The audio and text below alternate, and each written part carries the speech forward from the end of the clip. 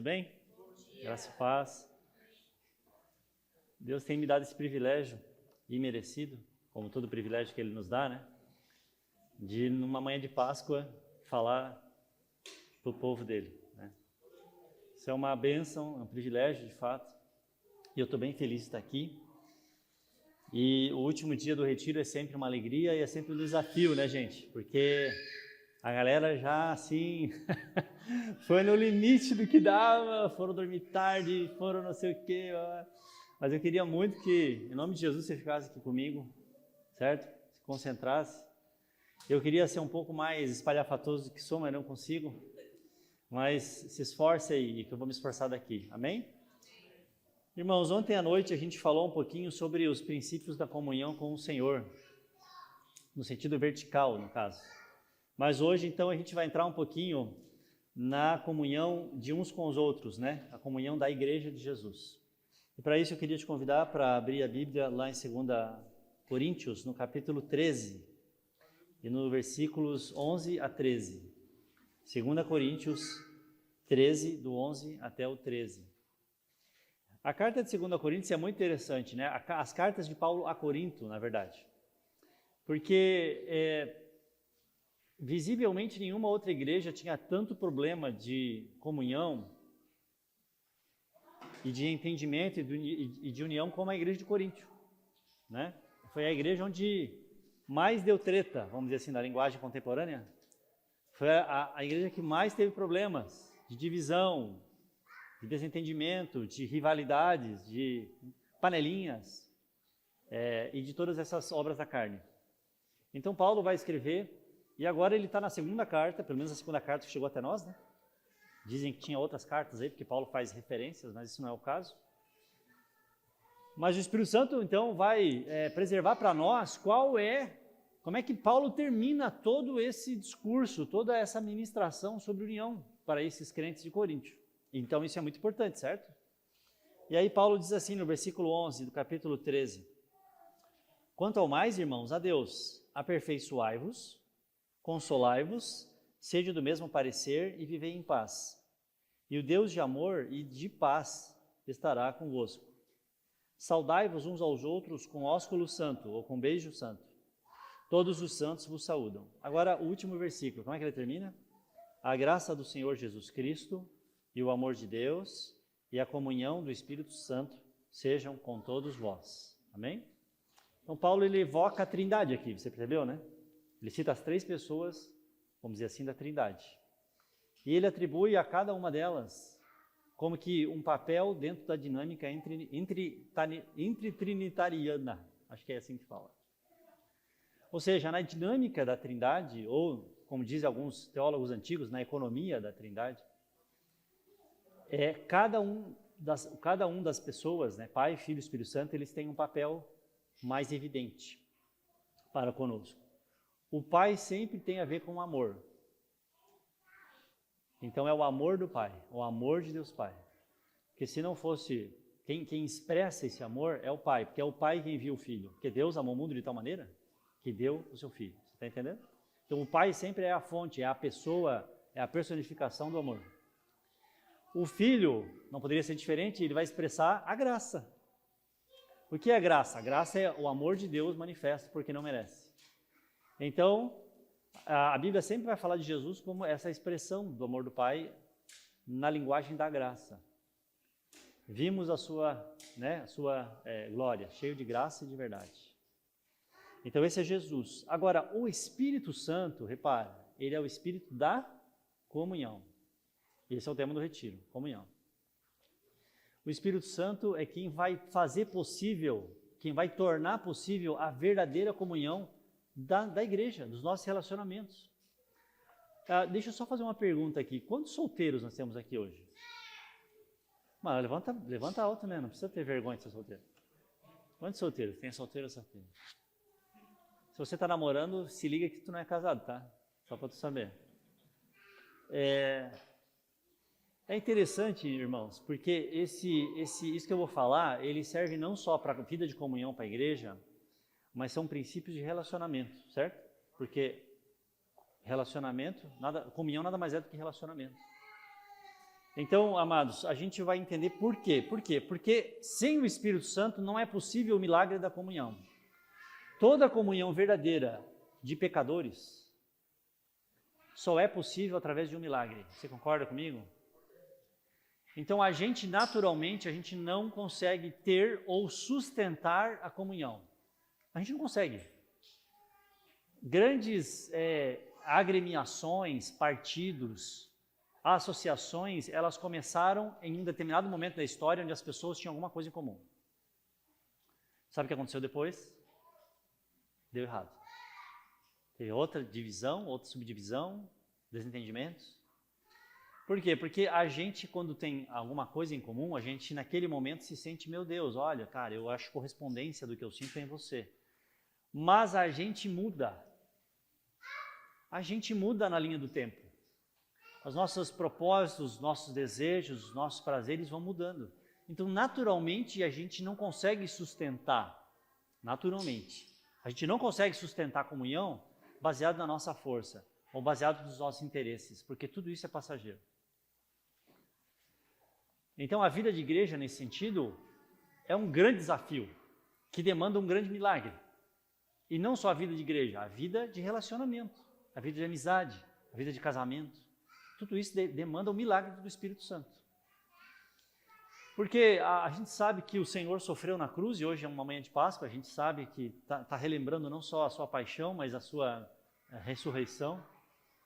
E ele prometeu para os discípulos que quando ele fosse ao Pai, ele enviaria outro. E essa palavra outro ali não significa outro diferente, mas significa outro do mesmo tipo que eu, né? Da mesma natureza que eu. Então o Senhor vai aos céus e depois que ele é assunto aos céus, depois de 40 dias com os discípulos, ele cumpre a promessa, né? Depois de 10 dias, ou seja, no 50º dia, que era o dia do Pentecostes, ele manda o Espírito Santo aos discípulos. E, irmãos, nós precisamos do Espírito Santo. A vida de igreja não é possível sem o Espírito Santo. Deus concebeu a igreja para que ela só seja igreja genuína debaixo da presença e da ação e do derramar do Espírito Santo. Fora disso, a gente vai tentar mecanizar, vai tentar congelar uma receita, a gente vai tentar imitar uma moda, a gente vai fazer qualquer coisa, mas a gente não vai ser igreja genuína. Então a gente precisa do Espírito Santo. Em primeiro lugar, irmãos, nós temos uma grande dificuldade de propósito. Se eu perguntasse para você, qual é o propósito da sua vida? Qual é o propósito da sua vida? Cada um provavelmente ia dar uma resposta diferente. Ou, em outras palavras, o que você está perseguindo? Irmãos, as pessoas estão atrás das coisas mais variadas. As pessoas, basicamente, talvez elas só fossem concordar se elas falassem o seguinte: eu estou em busca da minha própria felicidade. Talvez isso pareça um discurso egoísta, mas não é. Porque se a gente fosse resumir aquilo que a gente está atrás, é a nossa felicidade. Então, se eu estou mais feliz sozinho do que mal acompanhado, eu fico sozinho. Se eu estou mais feliz, se aquilo me dá mais prazer, então é aquilo que eu vou buscar, independente do que você queira. Então, o nosso senso de vida é isso daí, eu estou atrás da minha felicidade. Agora, o problema é, o que é a felicidade? Porque para mim, felicidade é uma coisa, para ti pode ser outra. Para mim, felicidade pode ser torcer para o time X. Para ti, é o time Y. Entendeu? Então, a nossa felicidade é uma coisa extremamente subjetiva, extremamente, movediça. Não só qual é a minha felicidade, mas o que vai ser o meu conceito e o meu desejo de felicidade daqui a 5 anos. Quando eu tinha 6 anos de idade, o meu pai me deu um carrinho de fricção. Sabe o que é carrinho de fricção? Aquele que você puxa para trás, você não pode trazer perto do cabelo, senão engata. Sabe aquele carrinho? No meu caso, não teria esse problema, né? Então, meu pai me deu um carrinho de fricção. Naquele dia, eu descobri o que era a felicidade. Mas hoje, se meu pai me der um carrinho de fricção, eu vou dizer, para que isso, pai? Né? É para eu dar para meus filhos? Porque aquilo que me fazia feliz aos 7 anos não faz mais. Você está entendendo, né? Não preciso ficar... Vamos para frente, né? Então a gente começa os relacionamentos entendendo, intencionando que essa pessoa aqui, eu vou ser amigo dela porque ela vai colaborar no meu projeto de felicidade. No projeto Felicidade Tércio 2025, né, que meu nome é Tércio, então o Davi aqui vai servir para esse propósito. Então, o eixo da minha vida é a minha felicidade. E as pessoas que interessam a esse projeto, elas orbitam em torno da minha felicidade.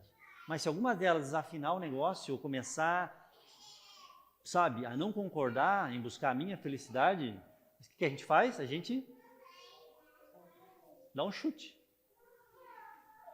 O problema é que as outras pessoas também estão no seu projeto de felicidade. Também tem um projeto. Você está entendendo, né? Cada um começa a ter o seu projeto. Então a gente começa a usar as outras pessoas. E até mesmo instituições têm os seus projetos. Então aqui o nosso projeto é aqui. Se você interessa, você é valorizado. Se você não interessa, cara, sai fora, vai procurar a tua turma. Então é impossível a gente estabelecer relacionamentos verdadeiros, amorosos e perenes em busca da nossa própria felicidade. Ou seja, buscando a nossa felicidade, a gente vai dar onde? Na infelicidade. Olha que ironia da coisa. As pessoas mais infelizes, que chegaram aos piores becos sem saídas, aos becos mais infelizes da vida, elas começaram a jornada buscando a própria felicidade. Porque aquele que quer salvar a sua vida, o que acontece? Ele a perde. E aí nós temos um outro problema aqui, amados, que é o problema da comunicação. A gente não sabe se comunicar, certo? A gente não sabe se comunicar. As pessoas que mais erram na comunicação são as pessoas que mais acham que sabem comunicar. Provérbios nos alertava disso quando a palavra diz assim, olha, não te metas com aquele que fala muito, que ele vai dar a pichotada, em outras palavras, né? Ele vai te ofender, ele vai te magoar, ele vai contar para os outros aquilo que você falou. Então tem vários alertas. Falar demais é um problema. Todo homem, pois, seja pronto para ouvir, tardio para falar. A gente não sabe se comunicar. Por quê? Porque cada um de nós veio de um planeta diferente. Às vezes a gente recebe, com frequência, a gente recebe pessoas lá em casa para se aconselhar. Aí, outro dia a gente recebeu, por exemplo, um casal e o casal falou assim, então, daí a gente se desentende, daí a gente briga. E daí eu estou escutando a pessoa e aí me ocorre assim, o que ela quer dizer quando ela fala a gente briga? Eu não sei. Porque na minha casa é uma coisa a briga. Na tua pode ser outra coisa. Na minha casa pode ser assim, ó, um bico, sabe aquele bico? Uma tromba. Aquele climão assim, silencioso, chato, ríspido. Cadê a tua coisa? Ah, tu não sabe, não viu? Né? Mas de repente na casa da pessoa que está falando, às vezes a gente briga, pode ser copo voando e quebrando na parede, pode ser soco quebrando a porta, pode ser murro na cara. E aí às vezes você fala assim pro jovem, como é que você tá, cara? Como é que você tá? Pastor, aí, cara, o cara dá uma viajada nas metáforas, viu?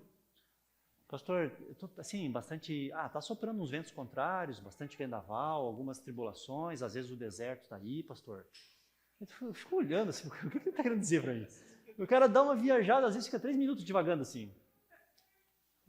Aí quando ele termina de falar, eu falo, tá, cara, tu falou, mas eu não entendi nada. O que tu tá passando, cara? Fala para mim. Porque a gente, sabe, a gente é muito subjetivo, a gente acha que está comunicando, sabe? Eu trabalhei muitos anos atendendo público.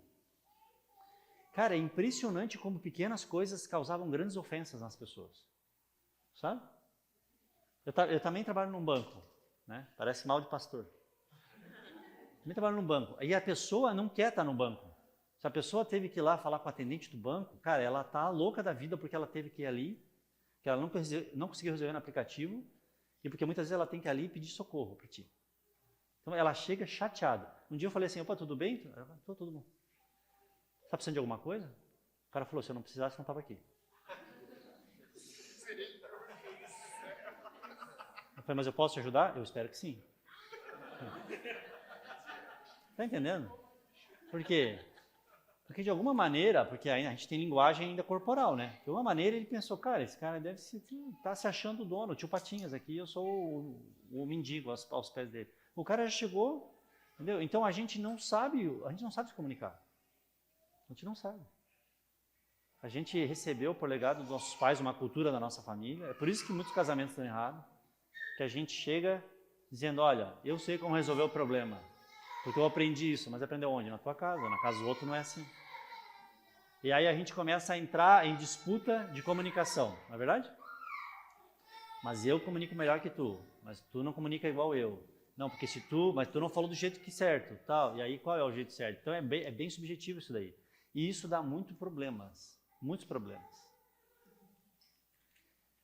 Irmãos, não tem escola de idioma no mundo que nos ensine como a gente vai comunicar adequadamente. Não só comunicar adequadamente, como entender o que a pessoa está querendo expressar. Só existe uma pessoa no mundo que sirva de tradutor. Quem é essa pessoa, irmão? O Espírito Santo. O Espírito Santo nos capacita a comunicar e o Espírito Santo nos capacita a entender o que o outro quer dizer. Vou mais longe. O Espírito Santo nos capacita a entender o que a gente mesmo quer dizer. Porque Romanos 8 diz que a gente não sabe nem se expressar. Tem coisas da nossa alma assim que às vezes a gente só dobra o joelho e chora, não é? Mas você chora de tristeza porque você está num emaranhado, mas de repente você percebe que o Espírito Santo está ali. E aí você muda o choro. Como muitos salmos começam em desespero e terminam em consolação, já viu? Porque no meio do caminho você percebe que o Espírito Santo está te entendendo. Ele está entendendo em você o que eu e você não entendemos. Então, o Espírito Santo, ele é essencial. Por quê? Porque o Espírito Santo, primeiro, ele vai alinhar qual é o nosso propósito de vida. O Espírito Santo, ele tem a graça e a virtude de alinhar, embora mantendo as nossas diferenças, que a gente tenha o nosso grande propósito de vida todo em comum. Qual é o nosso propósito de vida? Bem, o Espírito Santo tem um propósito. Se nós pudéssemos resumir numa frase, qual é o grande propósito do Espírito Santo? O que você diria? Ora, talvez alguns digam, não, é dar dons, capacitar a igreja. Outros vão dizer, não, é formar o caráter de Cristo. Tudo isso é verdade. Mas em uma sentença isso pode ser estabelecido em João 16. Ele me glorificará. O Espírito Santo, Jesus dizendo, o Espírito Santo me glorificará. Como é que o Espírito Santo glorifica Jesus? Ele glorifica revelando Jesus para nós. Você conhece Jesus? Alguns podem dizer, cara, eu conheço, eu estudei tudo sobre ele, eu sei tudo sobre Jesus. Mas você conhece Jesus? Os teus olhos espirituais já foram abertos e tu viu a glória de Jesus? Porque quando a gente olha para Jesus e tem com os olhos do Espírito, a gente é transformado de glória em glória. Você sabe que ali em Joinville tem um hospital de olhos e eles fazem cirurgia laser. Já viu falar sobre isso? E eu usava um grau forte de óculos a vida inteira. E teve um determinado momento em que eu quis fazer a cirurgia para zerar o grau. E aí eu fui lá, morrendo de medo que ia dar um pau na máquina e ia furar o meu olho igual o cara do X-Men. E aí deitei lá, prenderam a minha cabeça. Cara, é uma máquina de altíssima precisão, nanomicro, não sei o que, tarará. O que ela faz? Eles removem uma parte da tua córnea, aí você vai ficar todo assim, meu, que nojo, pastor. Eles abrem igual uma tampa de lata de leite condensado, assim. E aí, na curvatura da tua córnea, vem o raio laser. Pá, incide ali. Dá um cheiro de queimado, igual cheiro de galinha na panela, sabe? Por quê? Porque aquela luz, ela tem o poder, olha isso, de esculpir o ângulo da tua córnea. Se está muito assim, é miopia. Se está muito assim, é hipermetropia. Então, o que ela faz? Ela consegue, de alguma maneira, mexer e alterar a curvatura da tua córnea. E o resultado é que o teu grau zera. E aí a médica falou para mim, a doutora lá, a cirurgiã, agora você vai olhar fixamente para aquela luz ali. Pô, eu não sou louco, né? Eu olhei, aí ela fez o pulso assim da luz laser. 15 segundos demorou. Pronto. A enfermidade de uma vida inteira foi zerada. Sou meio vesgo ainda. Mas, graças a Deus, enxergo bem. Não tenho grau. Desde então, nunca mais usei óculos. Irmãos, Você entende por que a Bíblia diz assim, ó, olhai para mim, todos os confins da terra, e sereis salvos? Você entende que quando a gente olha para a luz de Cristo, para a glória de Cristo, nós somos transformados, nós somos alterados, nós somos esculpidos à sua imagem? Você está entendendo o que é? Se a gente olhar para uma luz manuseada pelo ser humano, é curado, você consegue ter noção do que é aquilo que Paulo fala em 2 Coríntios 3, todos nós, com o rosto desvendado, contemplamos a glória do Senhor como por espelho na sua imagem, pelo Espírito. Cara, é por isso que o diabo tenta tanto roubar o teu foco. Ele te faz olhar e gastar o teu tempo livre para olhar para qualquer coisa desse mundo. Para olhar Reels ali, que aquilo é um poço sem fundo. Para jogar o teu tempo fora, desde que você não pare e se foque em olhar para o Senhor. Porque se você olha para o Senhor, você é alterado. Isso é inacreditável, isso parece fantástico. Se eu abro uma revista de halterofilismo, ou entro vejo um halterofilista, eu não fico parecido com ele. Está entendendo? Pelo contrário, parece que eu fico mais frango ainda. A beleza que eu vejo não se torna a beleza que está em mim. Está entendendo, né? Claro, existe algum grau de influência e tal. Se eu olho violência, eu posso me tornar mais violento. Mas aquilo não esculpe, em última análise, quem eu sou. Mas quando eu olho para Cristo, eu sou transformado. Então, o Espírito Santo, ele vem para jogar luz espiritual em quem é essa pessoa, espetacular, incomparável. Você sabe o que significa a palavra santo? Eu sempre associei a palavra santo com uma coisa muito limpinha. Não sei se tu também você faz essa associação. Então, assim, o cara tá aí, o cara não se mistura, o cara é santo, o cara é limpinho. Tem essa conotação também, mas a principal conotação da palavra santo seria, na tradução seria, fora da classificação. Sabia disso? Ou, por exemplo, assim, eu tenho um carro ali fora, tem um Gol. Cara, o Gol, ele é totalmente classificável, certo? O Gol pertence aí às máquinas automotivas, classificado na subespécie de carro de passeio, classificado na subespécie de carro popular. Aí você vai, entendeu? Então, tudo nesse planeta, tudo na criação, tudo no universo, pertence a uma ordem de coisas que é classificado e que pode ter outro semelhante. Está entendendo, né? Agora, quando os anjos gritam, serafins gritam mesmo, como que não podendo suportar, santo, santo, santo é o Senhor. O que eles estão dizendo? Estão dizendo que ele é totalmente fora da classificação. Não tem nada, nem ninguém que se compare a ele. Ele é totalmente ele está totalmente além do universo, além da ordem das coisas criadas, além do tempo, além da matéria e das suas leis. Ele é santo, você está entendendo?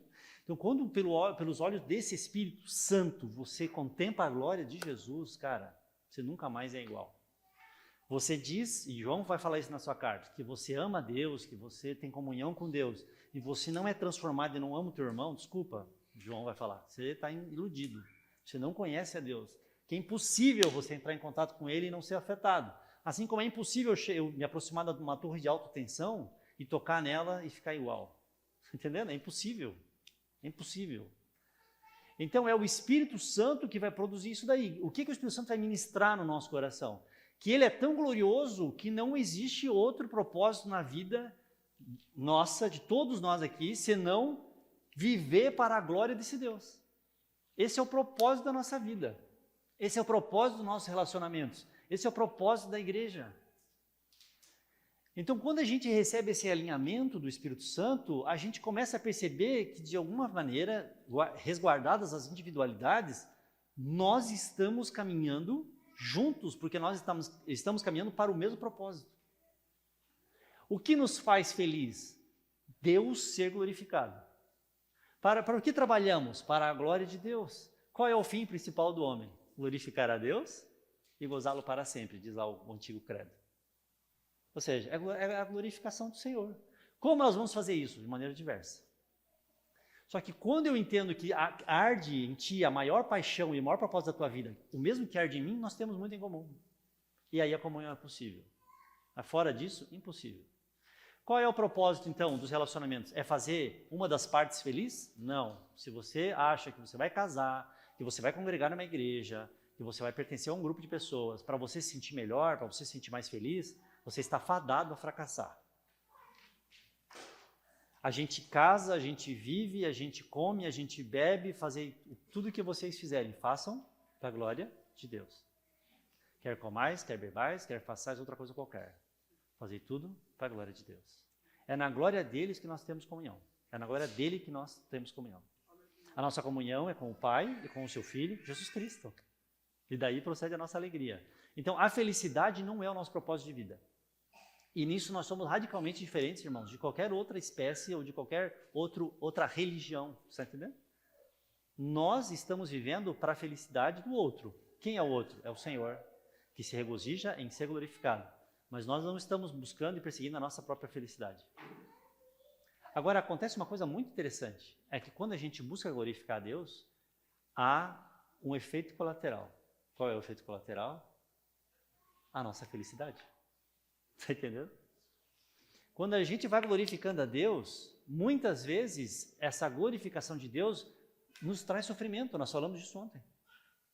Muitas vezes nós perdemos tudo, nós somos espoliados, nós somos desrespeitados, nós somos desprezados, nós somos crucificados com Cristo. Mas quando a gente chega ali, a gente percebe que apesar daquilo, Deus está sendo glorificado. Aliás, às vezes, quanto mais a gente sofre, mais Deus é glorificado. Se nós estamos sofrendo como cristãos, diz Pedro. Então, o que isso significa? Significa que eu não sei o que Deus vai trazer na minha história. Eu não sei. Antes de eu casar com a Emily, dá um oizinho, Emily, faz assim para o pessoal te ver como você é linda, como eu orei muito e você orou pouco. Antes de eu casar com a Emily, eu lembro que teve um dia que nós sentamos de tarde, um domingo à tarde, assim, nós sentamos e aí a gente começou a mentalizar tudo aquilo que podia dar de errado na nossa vida. Parece estranho esse exercício, né? Porque a gente falou assim, a gente vai fazer votos para a vida inteira.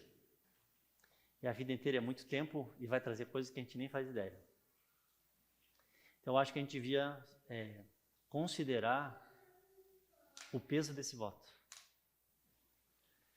E daí foi a tarde mais deprimente da minha vida, aquela tarde. Começamos a elocubrar, né? Começamos a imaginar tudo que podia acontecer. Amor, e se acontecer um acidente, eu ficar tetraplégico? Esse tipo de papo, assim, noia, né? Você olha e fala, meu Deus, interna. Né? Amor, e se acontecer aquilo, e se acontecer isso, se acontecer tal? Ora, se nós não entendêssemos que o casamento é para a glória de Deus, a gente ia ter chegado à seguinte conclusão aquela tarde. Olha, acho melhor a gente não casar, viu? Foi um prazer te conhecer, Deus te abençoe. Pronto, ia acabar ali. Mas a gente não casa para ser feliz. A gente casa para dar testemunho de como Deus é glorioso. E Deus é glorioso quando tudo dá certo, e Deus é glorioso quando tudo dá errado, e a gente continua amando e glorificando Ele. Então, essa é a vida. Essa é a vida. Então, o Senhor é glorificado e esse é o propósito da vida. E aí, sabe o que acontece? Uma loucura aos olhos do mundo. É que acontece que, mesmo a gente não vivendo aquilo que o mundo entende que é a felicidade, a gente continua glorificando a Deus e no meio do cenário mais improvável e mais infeliz, a gente se descobre feliz. Irmãos, a gente conhece casais de missionários, por exemplo, a Joana e o Pablo, que estão lá em Burkina Faso. Cara, é um nível de miséria aqui muito forte. Assim. Eles estão tentando fazer um trabalho de libertação dos meninos garibus, que são meninos aprendiz dos professores corânicos, né, dos professores muçulmanos. E que esses professores obrigam essas crianças a pedir esmola. E se eles não arrecadam um número X de esmola diária, eles são espancados, Muitos deles têm cicatrizes horríveis mesmo. Então eles saíram daqui, a Joana era uma jovem, congregava conosco, né, mano? E um dia ela pediu as contas e foi embora. Ela não era casada, ela era uma jovem como você e eu. Uma jovem joinvilense. E ela se enfiou lá. E aí você pensa assim, cara, isso daí é tudo menos buscar a própria felicidade. E aí quando você vai conversar com ela, você descobre uma coisa muito interessante. É que ela está mais feliz que você. Porque ela não foi buscar a felicidade, ela foi buscar a glória de Deus. Mas como extensão de se glorificar a Deus, mesmo num cenário infeliz, há uma felicidade que excede o entendimento. Só que se tu tenta pegar a felicidade, tu perde tudo. Tu perde a glória de Deus e tu perde a própria felicidade. Imagina que eu vou caçar agora um pássaro, tá? Imagina que eu vou caçar um pássaro. Eu quero acertar aqui, tô com a minha espingarda, o pássaro está lá na janela, lá no galho da árvore. Só que tem bastante sombra no meio dos galhos. Aí eu miro, eu sou bom de mira, tá? Só que eu confundi o pássaro com a sombra dele. Aí eu dou um tiro na sombra do passarinho. Que o Ibama não escute esse exemplo hediondo. O que acontece, irmão, quando eu atirei na sombra do pássaro? Eu fiquei sem o pássaro, que ele voou, e eu fiquei sem a sombra. O que me restou? Nada. Então, a essência não é a felicidade, a essência é Jesus e a sua glória. Está entendendo, né? Mas se eu dou um tiro e tento agarrar a felicidade, eu perco a glória de Deus e perco a felicidade. Olha só. Mas a Bíblia diz em Colossenses que todas essas coisas que as pessoas sentiam maior alegria, os judeus, no caso, na lei antiga, Paulo vai dizer, essas coisas são só sombras. Mas qual é a substância? Qual é o corpo? Qual é a realidade? A realidade é Cristo. Então, por isso que Jesus fala assim, ó, buscai primeiro o reino de Deus e a sua justiça. E as demais coisas vêm por extensão. Se eu capturo o pássaro, por extensão eu capturo a sombra, qualquer sombra que esse pássaro vai gerar, tá entendendo? Então, amado, vamos buscar primeiro o reino de Deus. É inacreditável a quantidade de gente que a gente viu se converter. E a gente desde o começo falou assim, ó, cara, não busca mais nada, só busca Jesus. Vai para Jesus. Sabe, foca em Jesus. E de repente aparecia alguma coisa que concorria com aquilo e a pessoa se distraía. Dizia, é Jesus, mas... E aí começava um namoro precoce, começava um relacionamento precoce, começava outros problemas, outros interesses, outras ambições, e de repente perdia tudo. Mas o Espírito Santo vai dizendo o seguinte, olha, vocês precisam buscar o Senhor. Vocês precisam viver para a glória do Senhor. Essa deve ser a bússola maior da vida de vocês. E em segundo lugar, para a gente correr, o Espírito Santo, ele nos capacita a romper as barreiras de comunicação. A gente, como disse, a gente não sabe se comunicar, mas é muito interessante, irmãos, porque no Pentecostes foi a inauguração, vamos dizer assim, do ministério do Espírito Santo na nova aliança para toda a igreja, certo? E aí ele poderia ter vindo com muitos sinais, Ele poderia ter vindo com muitos sinais, mas o Espírito Santo se derrama e a primeira evidência que ele dá, naquela ocasião, foi sobre a comunicação. Já percebeu isso? Ele poderia ter dado asas de fogo, ele poderia ter dado bolas de fogo, ele poderia ter dado dragões de fogo, sei lá. Ele poderia ter dado muitas coisas, mas ele deu o quê? Línguas de fogo. E daquele dia em diante, pessoas que naturalmente não se entendiam, até no sentido idiomático da palavra, elas passaram a se entender miraculosamente. Já percebeu isso em Atos capítulo 2? A Bíblia diz assim, lá em Atos 2. E apareceram distribuídas entre eles línguas como de fogo, as quais pousaram sobre cada um deles. E aí eles começaram a falar em novas línguas, e diz que estavam morando ali em Jerusalém, judeus, homens piedosos, vindo de todas as nações debaixo da terra. Olha isso. E então, quando se fez ouvir aquela voz, afluiu a multidão que foi tomada de perplexidade, porque cada um deles ouvia falar na sua própria língua. E eles perguntaram, não são galileus todos esses que estão aí falando? Como os ouvimos falar cada um na nossa própria língua materna?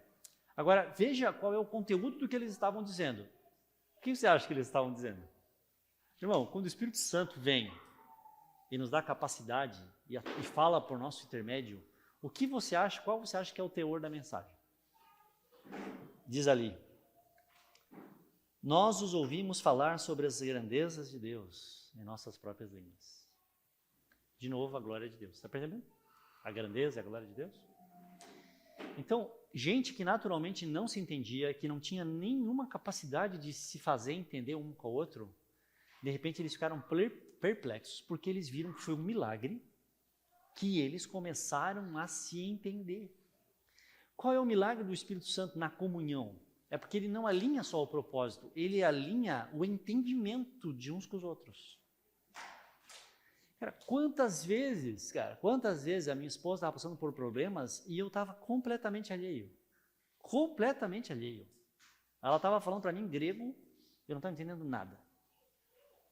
E de repente eu fui orar e o Espírito Santo chegou e fez o trabalho de tradutor para mim. Olha, ela quis dizer isso quando ela disse aquilo. Cara, ele me deu assim, ó, transcreveu. Assim, pá. E eu morri de vergonha. Senhor, mas eu não entendo mesmo. Aliás, irmãos, quem entende as mulheres? Não, tô brincando, não vamos falar disso. Mas tu tá entendendo? Então, a gente tá num ambiente de trabalho. Há uns anos atrás, há 6 anos atrás, eu trabalhava numa agência lá no Floresta, e uma colega nossa passou e começou a reclamar do trabalho, e estava em crise, em surto e tal. E eu lá na impressora, né? Só aqui, né? Só ouvindo o bafo. Aí o Espírito Santo fala para mim assim, ó, ela está sendo oprimida pelo diabo, vai lá e fala isso para ela, porque o diabo quer destruir a vida dela. Senhor, quase que eu respondi, Senhor, desculpa, mas eu sou pastor lá na igreja, né? Sou Senhor Jesus. Aqui... pagar de louco aqui, ainda mais num banco, que é um ambiente extremamente racional. Mas quem se endureceu contra o Senhor e teve paz? Tive que ir lá. Sentei na mesa do gerente geral. Eu, desculpa, não quero me meter no assunto, mas assim, Paulo, eu estava te escutando. Isso é opressão do diabo. Meu, quando eu falei opressão do diabo, velho, parece que eu virei o Padre Quevedo, velho. Meu gerente geral, assim, ó, tava olhando para ela, assim, ele parou, olhou para mim, tipo assim, meu Deus, o louco é esse aqui, não é? Entendeu? E ela olhou assim para mim, com o olho arregalado, e eu falei, cara, já que vim até aqui, já torrei o fim, agora eu vou pregar aqui. E aí comecei, tal, porque o inimigo quer fazer tal, ele quer roubar a tua vida, ele quer te tirar daqui, ele quer te isolar num canto, ele quer que tu saia daqui, mas em nome de Jesus, não sei o quê, tal, vai lá em casa, vai na minha casa, eu quero te receber, nós vamos lá caminhar contigo, vamos te levantar, mas tu tem que entregar a tua vida para Jesus. E ela chorando. Ai, calma, eu preciso de tempo para pensar. Eu falei, Paula, essa é a porta. Entendeu? Ela depois se endureceu, eu fiquei pagando de louco.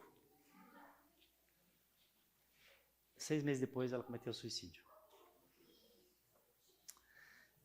Então, se o Espírito Santo não vem e nos traduz e nos sensibiliza, está entendendo? Se o Espírito Santo não vem, e lógico, quando eu recebi a mensagem, né, do próprio gerente geral, dizendo, olha, ela se enforcou, né, eu chorei muito, eu lamentei profundamente, mas eu estava em paz, porque eu não me calei. Mas se o Espírito Santo não vem, não me, sabe? Presta atenção, isso aqui não é o que tu está vendo, é uma coisa além. Se o Espírito Santo não faz isso, a gente não tem comunhão, a gente não tem unidade, a gente não tem compaixão, a gente não está nem aí para os outros. A gente é incapaz de entender, irmãos, de ter comunhão. A gente é incapaz não só de ouvir e interpretar, a gente é incapaz de falar. Tem horas que a gente fala menos, tem horas que a gente fala mais, tem horas que a gente é omisso, tem horas que a gente atropela as coisas sem saber. Então é o Espírito Santo que vai nos capacitando a essa vida de comunhão. Todo dia eu dobro meu joelho e falo, Senhor, me ajuda, me ajuda. O Senhor sabe as vidas com quem eu vou cruzar hoje. O Senhor conhece a realidade por trás das máscaras.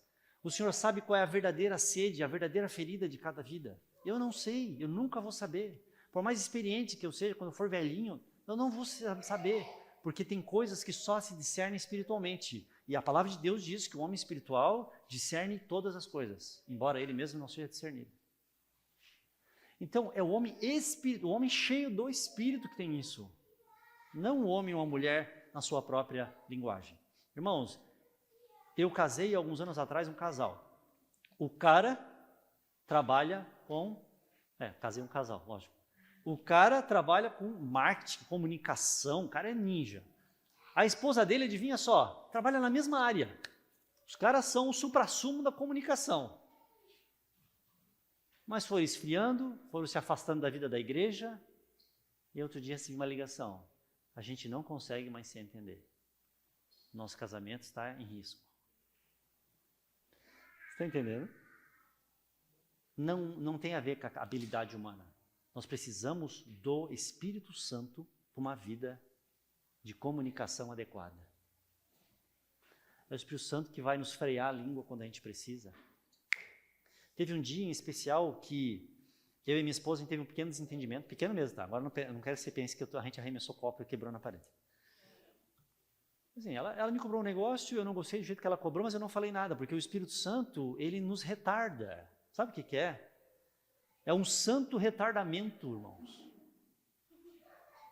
Porque na carne, a gente fica assim, ó, o cara nem encostou, a gente já está, né? Não é verdade? A pessoa falou, escuta, eu precisava conversar contigo. Então, o que foi? O cara já chega rachando, nem encosta em mim que eu já sei qual que é a tua, não sabe nada. Mas quando a gente está sob o Espírito Santo, parece que ele aplica um anestésico, assim. Você é ofendido, atropelado, e você fala, tá tudo bem. Aí você sai, vira a esquina, e a pessoa vai embora, daí vem a ira. E você fica, eu devia ter falado, porque quem essa pessoa pensa que é? Mas o Espírito Santo te retardou, glória a Deus por isso. Quantos retardados pelo Espírito Santo temos aqui essa manhã? E eu lembro que eu falei assim para ela, eu vou tomar banho. Desculpa, então. Sabe aquele desculpa que dói na gente? Sim? Sai doendo, sai arranhando. Assim, desculpa, então. Aí fui pro quarto e tal, peguei a minha bermuda, fui tomar banho e tal. Ali a ira veio. Queimou. Aí eu falei assim, mas peraí, então. Puxei a minha contabilidade, aquela contabilidade que a Carmen gosta de esconder aqui na manga. Peraí, tá 4-1 o placar, papapá, não sei o quê, e eu não sei o quê. Agora eu vou passá-la, velho, mas eu vou chegar com a retroescavadeira lá. Assim. Botei a mão no trinco da porta, o senhor falou para mim assim, fica quieto. E eu, por que eu tenho comunhão contigo? Fica quieto. Ele falou bem assim para mim, hoje você vai amar ela sem ela saber. Saí chutando, liguei o chuveiro na água gelada, saiu até fumaça. Passou uma semana, estava com ela, num outro momento, em paz, pacificado, coração leve. Aí eu falei assim, amor, aquele dia eu ia te atropelar, e eu ia ter me arrependido tanto, E aí nós começamos a conversar, e ela me disse assim, eu tinha certeza que tu vinha me atropelar. Porque o meu pai sempre me atropelou. Ele sempre me magoou. Ele sempre foi brutal, assim, com palavras. Eu tinha certeza que tu ia explodir. Eu já estava esperando isso. Você está entendendo o que eu ia provocar nela? Em vez de eu ser instrumento de Deus para edificar minha esposa, eu ia pisotear onde ela já era ferida. E o Senhor estava querendo curá-la. Então, gente, eu devo tudo ao Espírito Santo, no sentido de comunhão, de relacionamento, de tudo. Sem Ele, irmãos, é impossível. E o Espírito Santo, ele não só vai ministrando e nos capacitando, mas ele faz com que a gente realmente consiga desenvolver comunhão com pessoas muito diferentes de nós. Já viu isso? Isso é um milagre, humanamente falando. Irmãos, a igreja é um milagre. Porque a igreja reúne, a igreja não é um nicho de pessoas que são parecidas.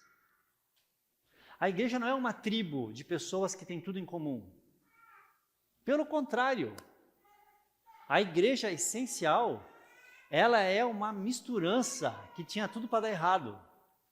Cara, a igreja tem gente pobre, tem gente rica, a igreja tem gente velha, tem gente nova, a igreja tem gente sanguínea, gente explosiva, gente extrovertida, gente introvertida, gente sensível. A igreja é uma arca de Noé, meu irmão. A igreja é uma arca de Noé.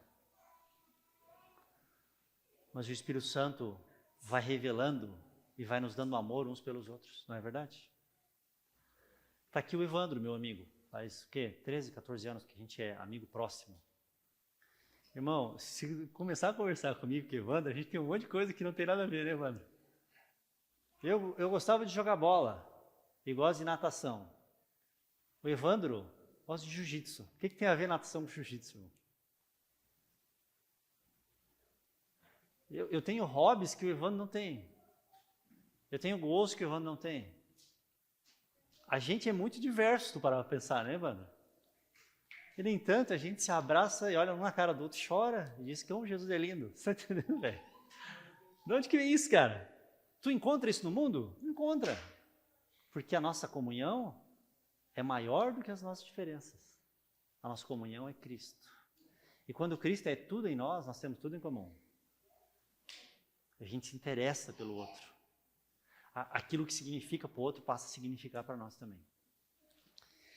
Eu lembro quando lá em Isaías 65 diz assim, na promessa da nova aliança, diz assim, o lobo e o cordeiro pastarão juntos. Já parou para pensar que milagre seria isso? Porque, naturalmente falando, os dois não têm nada a ver. Naturalmente falando, não tem nada a ver. E há igrejas hoje que estão olhando não para a dependência do Espírito Santo, mas estão olhando para nichos de mercado. Então hoje tudo é nichado, então vamos fazer uma igreja com essa vibe, com essa tribo, e só vai se sentir bem quem pertence a essa faixa etária, ou que tem essa característica, ou que gosta desse tipo de música.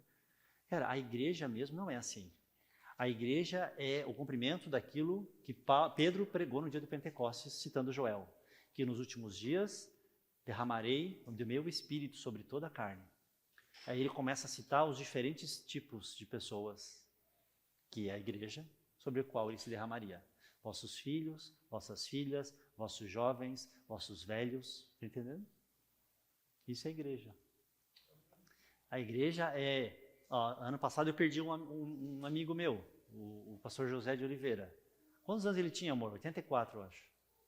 O que eu tenho a ver com o pastor José de Oliveira? Está entendendo? Eu tinha metade da idade dele quando ele morreu. Cara, a gente se deliciava de escutar ele, conversar com ele, trocar ideia. Mas por quê? Porque ele queimava por Jesus. Está entendendo, né? Então, reveja os teus conceitos e clame para que o Espírito Santo nos ajude. E à medida que o Espírito Santo vai capacitando a gente para a comunhão, acontece uma coisa muito maravilhosa, que é um serviço sincero ao outro. E essa é a expressão da comunhão.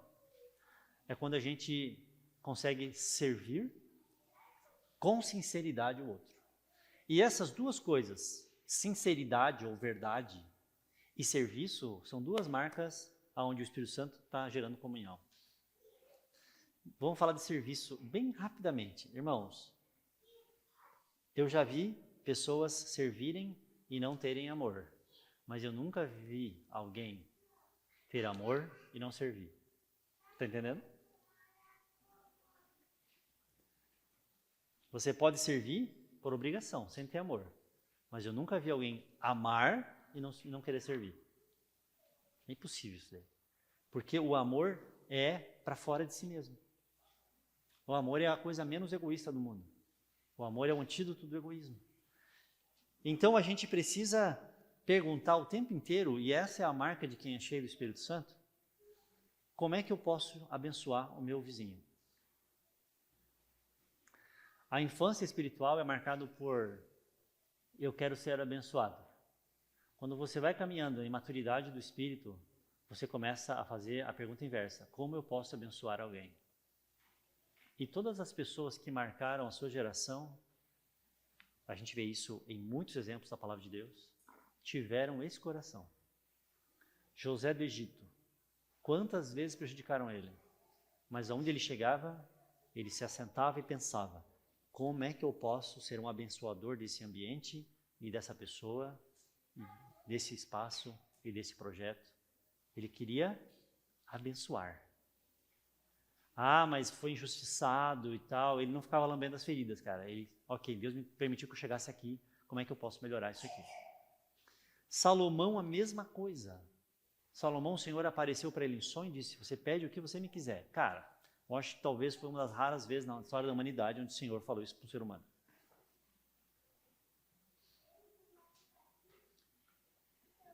E o que ele fez? Onde estava o foco de Salomão naquele momento, pelo menos? Ele disse assim, Senhor, esse povo é grande e eu não sou sábio o suficiente para ser bom para eles. Então me capacita com sabedoria para eu saber conduzir o teu rebanho. E isso agradou o Senhor, claro. Para fora de si. E Filipenses capítulo 2 vai dizer que esse é o sentimento que houve em Cristo Jesus. Porque ele podia se reservar a continuar na glória eterna. Mas ele se esvaziou, se humilhou, e se fez humano, e foi descendo e descendo até a morte de cruz. Em benefício de quem? De si mesmo? De autopreservação? Ele foi movido por autopreservação? Ele disse para Pedro, olha, se eu quisesse aguçar aqui a minha autopreservação, eu rogaria ao Pai e ele mandaria várias legiões. Mas ele não estava movido por autopreservação, pelo autoconforto. Irmãos, se o Senhor te desse 100 milhões de dólares hoje na tua conta, o que você faria com essa grana? Em primeiro lugar, pensa rápido, tá? Não me engana, nem engana Jesus.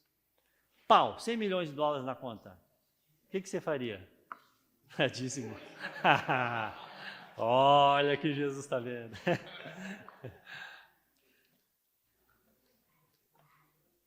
Quer que eu te fale o que eu faria? Compraria uma baita de uma casa para mim. Faria uma baita poupança para meus filhos. Pediria a conta. Talvez nem pedisse a conta, nunca mais ia aparecer. Já ia olhar no calendário quando é a final da Champions. O que eu ia fazer? Qual que é o interesse de Deus em me dar 100 milhões de dólares, irmão? Tiago vai dizer assim, ó, vocês pedem, vocês não recebem, porque vocês pedem mal, vocês pedem para os seus próprios deleites.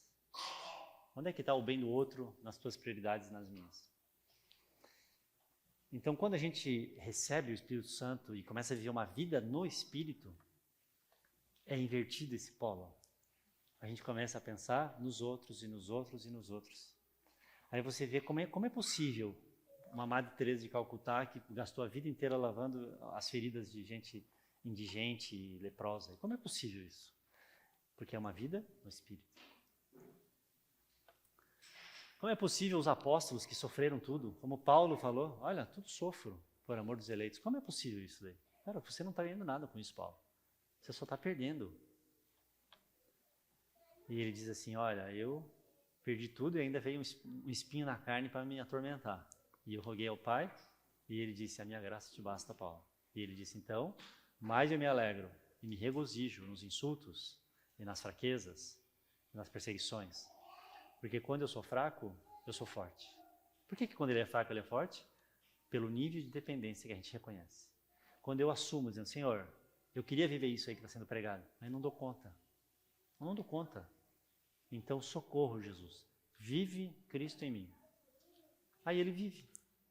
O problema é quando a gente se acha que a gente dá conta, que a gente tem performance para aguentar um negócio. Então, irmãos, vamos viver uma vida de serviço. E em segundo lugar, verdade. Não pode faltar verdade e sinceridade. Por quê? Porque onde não tem verdade, não tem comunhão.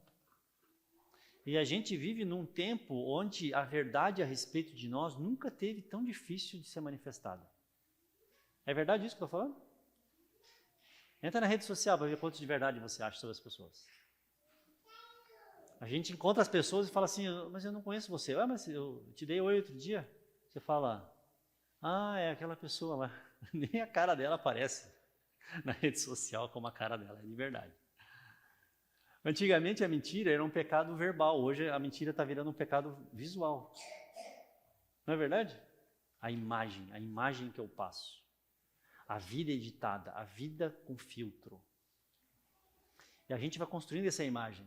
E em Êxodo 20 o Senhor falou assim, não construa uma imagem para não se encurvarem a ela. E é interessante isso daí, porque de alguma maneira toda idolatria de autoimagem que a gente concebe, que a gente ergue, ele tem esse problema, é que a gente vira escravo da imagem que a gente fez.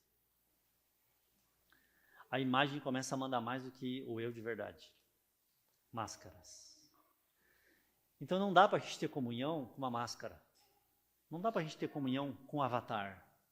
Não dá para a gente ter comunhão verdadeira, cristã, de serviço, de praticar os mutuamente, uns aos outros das Escrituras, com quem não é de verdade. Isso é tão sério que eu vou falar para você. Eu namorei pessoas que nunca existiram. Várias pessoas namoram pessoas que não existem, se casam com pessoas que não existem, e um dia a máscara cai. É verdade isso? Cara, isso é surreal, isso aí. Então a gente quer passar uma imagem que não é verdade.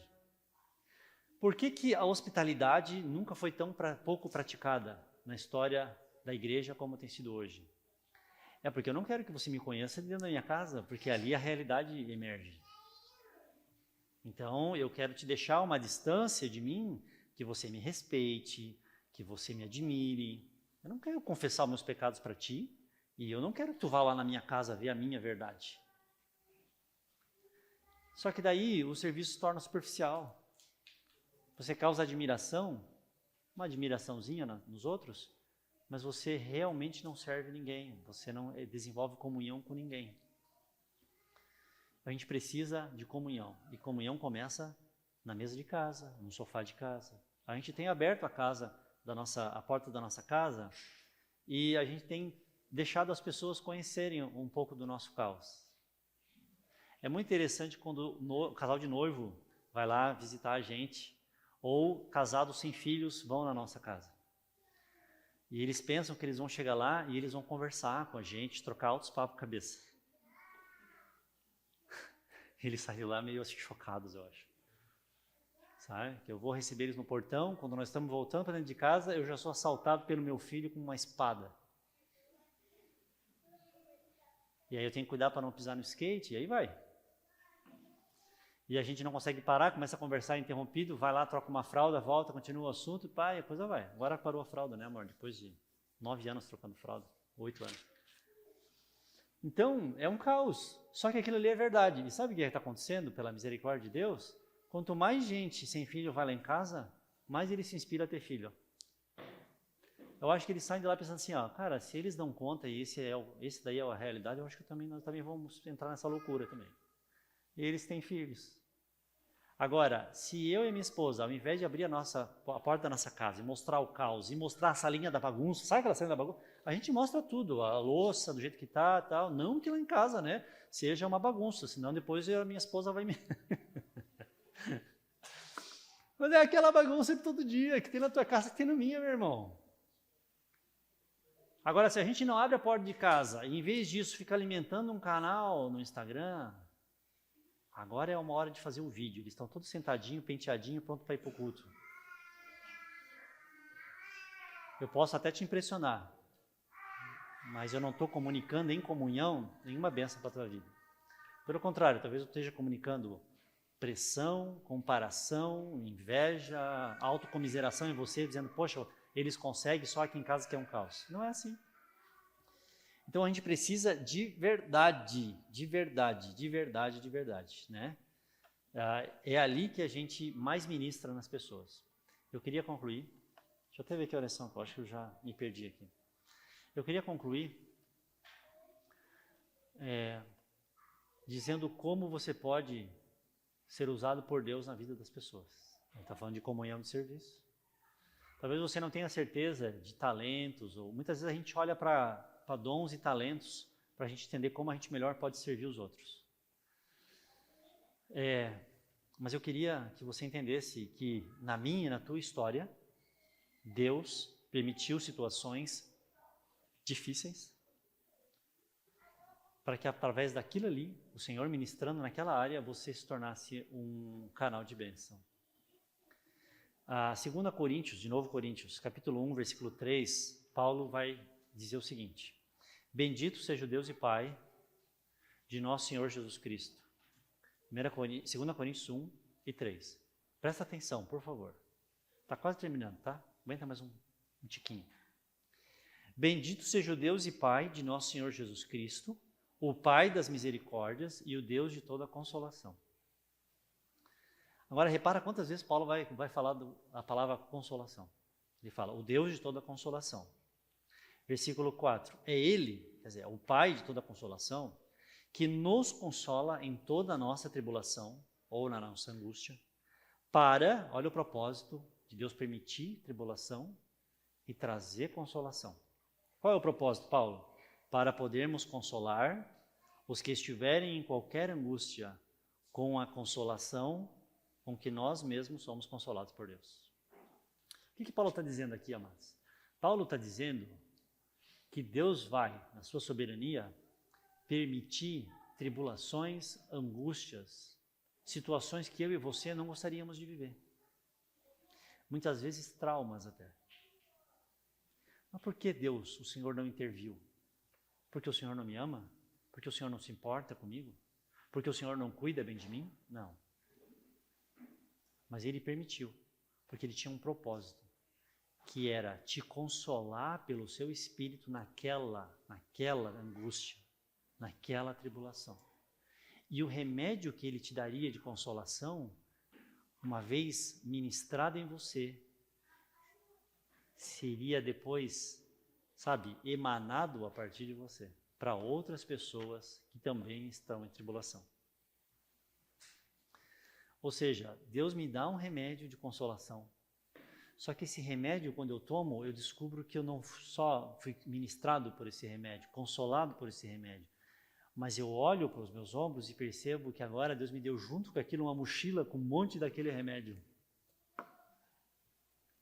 E agora, quando eu encontro alguém com dor, ferido, machucado, com aquela angústia, ele diz, qualquer angústia, ou seja, é variado isso, é um remédio que serve para muita coisa e para muita gente. Para qualquer angústia, eu tenho como ministrar a mesma consolação para o outro que eu mesmo, dentro dessa autoridade experimental, tenho. Aí eu te pergunto, aonde você já foi consolado por Deus? Porque muito provavelmente é aí que Deus quer te usar para servir e consolar os outros. Está entendendo? Uma vez eu conheci um irmão que estava com depressão, e ele disse, eu não aguento mais pedir ajuda para os outros e tentar receber a alegria dos outros. Eu falei, cara, claro, ele já tinha o acompanhamento médico que ele precisava, mas eu disse para ele, cara, tu entende que Deus vai não só te fazer sair disso, mas te tornar uma fonte para você consolar outras pessoas que também estão na mesma angústia? Porque ele dizia assim, ninguém me entende. Okay? Ora, só quem é consolado numa angústia que tem certeza que ninguém entende e o Senhor entende, vai saber o que passa na cabeça de outra pessoa que está sofrendo uma angústia e dizendo ninguém me entende. Então, Deus quer usar partes da tua história que você mesmo amputou, ele falou isso aqui, mas Deus quer usar fraquezas que Ele fez forças em você para fortalecer fraquezas que há nos outros. Qual é o problema? É que a gente esconde as fraquezas. A gente esconde as fraquezas. E quando a gente esconde as fraquezas, a gente não ministra em ninguém. Por quê? Porque Deus escolheu pessoas fracas, imperfeitas, Deus escolheu as coisas loucas e as coisas vis deste mundo, diz Paulo aos Coríntios, para, através delas, Ele ser glorificado. Deus não escolheu anjos. Se Deus quisesse ministros perfeitos, Ele iria delegar a vida do Evangelho para anjos. Deus escolheu você e eu nas nossas imperfeições. Só que a gente esconde isso por vaidade, por dificuldade de ser humilde, por medo de crítica. Irmãos, seja verdadeiro. É quando a gente é verdadeiro que a gente é abençoado e se torna abençoador. Tinha um homem chamado Jacó. E por 20 anos Jacó colocou uma máscara de Esaú. O preferido, o admirado, o herói. Jacó era só Jacó. Então Jacó pensa, para eu ser abençoado, eu preciso vestir a roupinha, o figurino do Esaú. E durante 20 anos, o pai dele pergunta para ele naquele dia, lá em Gênesis 27, não me falha a memória. Quem é você? E ele diz, eu sou Esaú. Porque se ele fala, sou Jacó, ele não ia ser abençoado. Então muitas vezes a gente acha que só vai ser abençoado se a gente vestir uma máscara de Esaú. Não, eu sou Esaú, então seja abençoado. Aí ele é abençoado. Aí ele fica 20 anos longe de casa e a Bíblia não cita mais nenhuma vez, quem ele é. A próxima vez que ele vai dizer quem ele é lá em Gênesis capítulo 32, quando ele está lutando com aquele anjo lá no Val de Jaboque. Lembra disso? E é muito interessante porque Deus, apesar das falhas, Deus foi tão piedoso com Jacó, que mesmo Jacó mascarado, Deus abençoou ele. Porque é graça, certo? Deus abençoou Jacó. Aí quando ele está voltando embora, a Bíblia diz que ele passa todos os rebanhos, toda a riqueza, tudo que ele tinha conquistado, certo? E ele está super preocupado porque, ele vai ser morto pelo irmão Esaú, ele vai ao reencontro. Aí sabe o que acontece? Aparece um estranho. Aí sabe o que Jacó faz? Jacó se agarra e sai rolando com o cara, como se Jacó fosse um mendigo. Você parou para pensar nisso? Jacó se agarra e fica lutando até de manhã com um estranho, que ele não sabe até então quem era, como se ele não tivesse uma moedinha no bolso dele, como se ele tivesse, sabe? O próprio anjo fala para ele, deixa-me ir, porque já rompeu a alva. O que ele diz? Não te deixarei, enquanto não me abençoares. Tadinho do Jacó, tadinho, não tem um pão para comer esse homem. É porque quando a gente é abençoado, mas a gente não está sendo a gente continua sendo mendigo. Está entendendo isso? As pessoas podem te elogiar, tu pode receber aplauso, tu pode ser admirado, mas Deus conhece a verdade que há em você. E a verdade é a verdade de um mendigo. Porque quem recebe é a máscara, não é quem está atrás dela. E aí, o Senhor olha para ele com piedade e fala assim, você quer ser abençoado? Então me diz como é que você se chama. Me diz quem você é de verdade. E aí vem uma das frases preferidas minhas das Escrituras, que é, e Jacó respondeu, : Jacó, parece tão óbvio, né? E Jacó respondeu, qual é o teu nome? E Jacó respondeu, Jacó. Parece uma coisa tão simples, mas foi tão complexa de acontecer. O Senhor teve que esmerilhar ele 20 anos na mão de Labão, você sabe dessa história? Para ele olhar e falar, cara, chega de tentar ser Esaú. Jacó respondeu, Jacó. Sabe o que acontece dali em diante na história de Jacó? Ele não briga com mais ninguém, ele não engana mais ninguém, ele acha paz. E ele começa a ser um abençoador, um homem cheio do Espírito Santo, um homem que ministra, um homem que serve, um homem que dá testemunho de quem é esse El Shaddai, esse Deus Todo-Poderoso. Rapaz, esse homem é outro homem, de um cara sedento por ser abençoado e tirar vantagem. Ele vira uma chave, o Senhor vira uma chave, e ele se torna um abençoador. Irmãos, nós precisamos ser abençoadores. Precisamos ser abençoadores. Irmãos, o mundo clama por abençoadores. Por que você acha que nos últimos 25 anos, o que mais atraiu pessoas foram filmes de super-herói? Porque heróis são figuras, embora, nesse caso, heróis falsos, heróis fictícios, eles são figuras abençoadoras. Está entendendo? De novo, se eu fosse o milionário Bruce Wayne, vivendo em Gotham City, eu não estava mais vivendo em Gotham City, cara, que raio de cidade que é aquela? Os 10 melhores cidades para viver no mundo. Eu já dava um Google ali, chat GPT, me diga onde que é. Eu não ia ficar saindo no braço de madrugada. De madrugada, cara. eu ia dar, cara, sair nos becos aí. Não, cara, dá licença, eu tô indo embora dessa cidade, cara. Mas o Batman tá lá. Então é um exemplo cômico, mas para você entender o espírito que move, entendeu? Todo mundo precisa de um herói, todo mundo quer um herói. Onde estão os filhos de Deus? A Bíblia diz que toda a criação aguarda ardentemente a manifestação não dos super-heróis, dos filhos de Deus. Então esse é o momento. E quando a gente é verdadeiro, é falho, a gente realmente gera comunhão. A gente é gente de verdade, servindo gente de verdade. E isso daí, com a ajuda do Espírito Santo, nós somos ministrados. Amém? Eu queria que você ficasse em pé. E eu queria terminar essa ministração com a oração de Paulo em Efésios capítulo 3. Paulo diz o seguinte, Efésios capítulo 3, versículo 16. Paulo diz assim, por esta causa, ele está falando de toda a glória de Deus, de todo o propósito eterno de Deus. Capítulo 1, capítulo 2, ele vem falando das grandezas maravilhosas do Senhor. E aí ele diz assim, por este motivo, eu me ponho de joelhos e oro. Pelo que Paulo estava orando, irmãos? E aí nós vamos ler. Ele diz, eu oro para que, segundo a riqueza da sua glória, ele vos conceda que sejais fortalecidos com poder, mediante quem? Mediante o Espírito Santo, no homem interior, e assim Cristo habite ricamente no vosso coração pela fé, estando vós arraigados e alicerçados em amor, a fim de compreenderdes, juntamente com todos os santos, qual é a largura, e qual é o comprimento, e qual é a altura, e qual é a profundidade, e conhecer o amor de Cristo que excede todo entendimento, para que sejais tomados de toda a plenitude de Deus. Irmãos, como é que nós vamos experimentar toda essa glória, toda essa grandeza, toda essa riqueza, tudo isso aqui? Como que nós vamos experimentar isso aqui?